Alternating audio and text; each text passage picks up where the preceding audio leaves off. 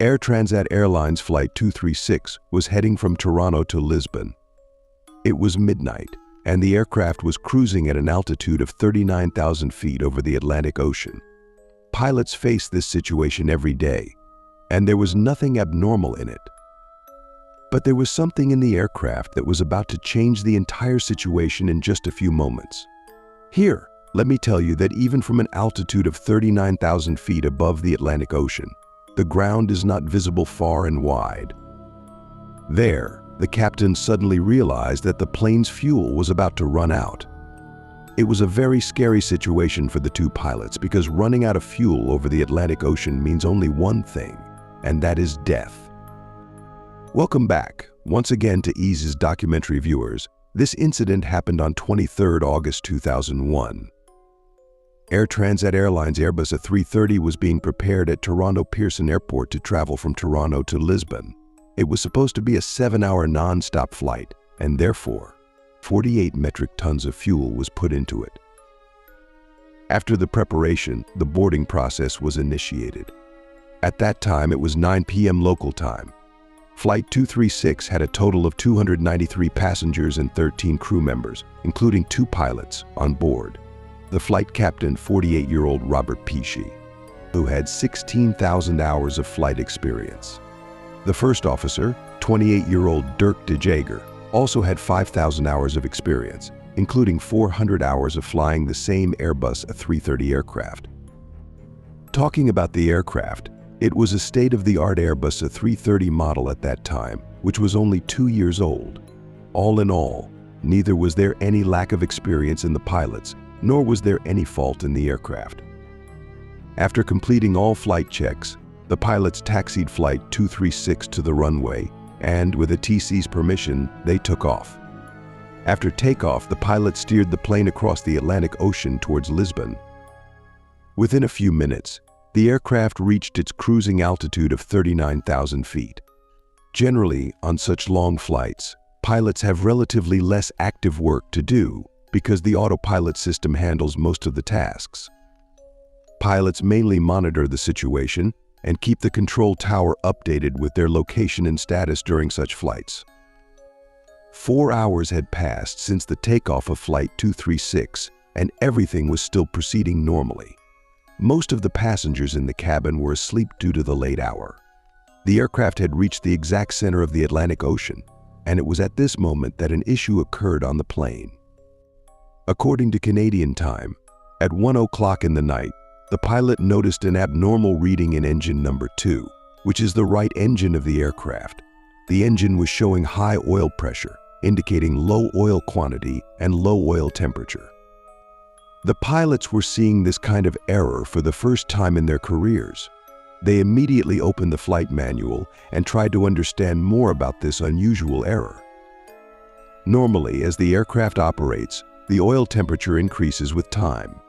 However, in this case, it was indicating a low temperature, which was definitely not normal. They couldn't find any information about this error in the flight manual. The pilots contacted Air Transat's maintenance unit in Canada and informed them about this error. Unfortunately, the maintenance unit was also unaware of this error. They advised the pilot to keep monitoring the error, and they would contact them again after a while. Although the faulty oil readings were showing in the right engine of the plane, there was no problem whatsoever in the flight. The pilots relaxed, thinking that perhaps a faulty sensor was causing incorrect oil readings. But after half an hour, another advisory message was displayed in front of the captain. This message was not related to oil but to fuel. The fuel of commercial airlines is equally distributed in their wings, and it was noticed that the 2 wings of Flight 236 did not have the same amount of fuel. The quantity of fuel in the right wing was less than that of the left. Now, this issue wouldn't normally be considered so serious because this issue could be fixed during the flight itself. The captain opened the cross-feed valve to address this issue, from which fuel started to flow from the left wing to the right wing. And within minutes, the fuel quantity in both wings had become equal again. Just 10 minutes later, the captain started receiving a low fuel warning. This was the kind of issue no pilot wants to face, especially on a plane full of passengers. The pilot noticed that the fuel in the right wing had decreased again, and now, even when combining the fuel from both wings, there wasn't enough to reach Lisbon. This time, the matter had become serious. There were very limited options available for diverting the plane in the middle of the Atlantic Ocean. Actually, they had only one option, and that was Azores Island. These islands are part of Portuguese territory in the Atlantic Ocean, where there is an airport on the island named Terceira. The captain contacted Santa Maria ATC in the first place and informed them that they were going to land at that airport due to fuel shortage. But the pilot still wasn't sure whether they would be able to reach that airport or if they might have to land in the ocean. At that time, the aircraft had approximately 7 tons of fuel left, which is around 7,000 kg. While it might seem like a lot, in reality, it was only around 6% of the A330's fuel capacity, and that too was diminishing rapidly. But the question is, why was the fuel getting low in the first place? Was there another faulty sensor giving incorrect readings this time, or was there actually a fuel shortage? A decrease in fuel can only occur in one situation. There might be a fuel leak happening somewhere. To find out, the captain gave instructions to the flight crew to go and monitor the trailing edge of the wing. If there is a fuel leak, then surely there will be an indication from there, but due to the darkness, the crew could not find any such indication. Now, the condition was that 1 ton of fuel was depleting every 5 minutes. Now it was clear to the captain that the fuel was leaking from somewhere. They now had only 25 minutes worth of fuel left. During this time, it was not even possible to reach Terceira Airport. Meanwhile, the captain and first officer were continuously in contact with the maintenance unit and a TC. The maintenance unit gave instructions to the captain to descend the aircraft from 39,000 to 20,000 feet to confirm the fuel leakage. But the captain declined to do so, as they believed that even if the fuel leakage was confirmed, it wouldn't be possible to ascend the aircraft back up. At least they still had the option of gliding at 39,000 feet for now. In the next few minutes, all doubts were dispelled when a fire erupted in the right engine of the aircraft. Upon seeing this, panic spread throughout the aircraft, and the clouds of fear swept away the tranquility of passengers who had been peacefully asleep. The aircraft now had about 4.5 tons of fuel left and only one engine remaining. With just one engine, it was not possible to continue cruising, so a gradual descent in altitude began.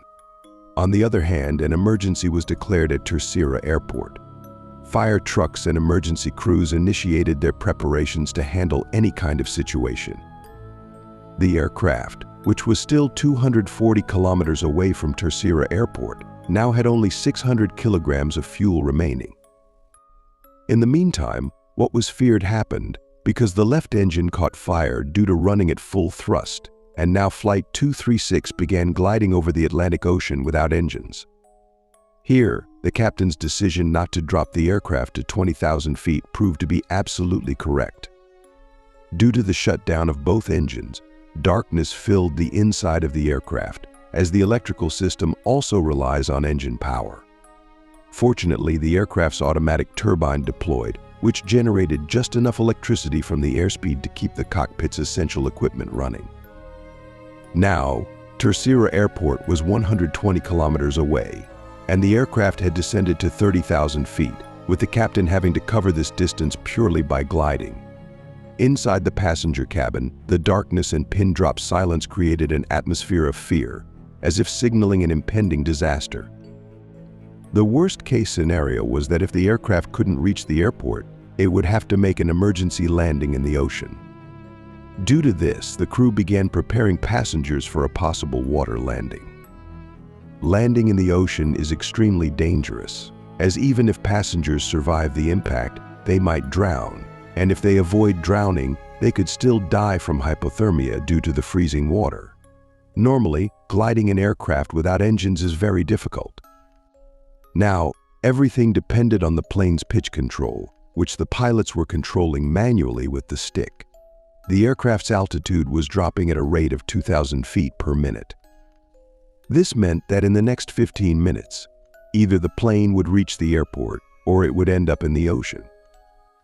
When the plane was just 15 kilometers from Terceira Airport, its altitude was at 13,000 feet. Normally at this distance, the altitude should be around 3,000 feet. If the pilot attempted to lower the altitude with a nosedive, the plane's speed would increase drastically, raising the chances of a crash landing.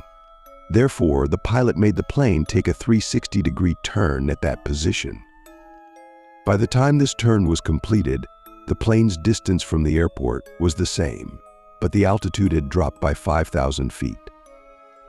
Although the plane's altitude was still high, it wasn't so high that another 360-degree turn could be performed. So the pilot directed the plane toward the runway and performed a series of S-turns. These S-turns extended the distance to the runway, allowing more time to reduce altitude. Normally, during landing, the plane's flaps are open to create drag, and engine thrust is increased to lift the nose upward. However, this plane had no engine thrust left, making this landing anything but normal and, instead, extremely dangerous. The pilot had only one chance to land the plane. Either it would succeed or it wouldn't. Finally, the plane hit the runway with a powerful jolt, bursting 8 of its 12 tires. It was very difficult for the pilot to bring the plane to a stop, but after sliding on the runway, the plane finally came to a halt.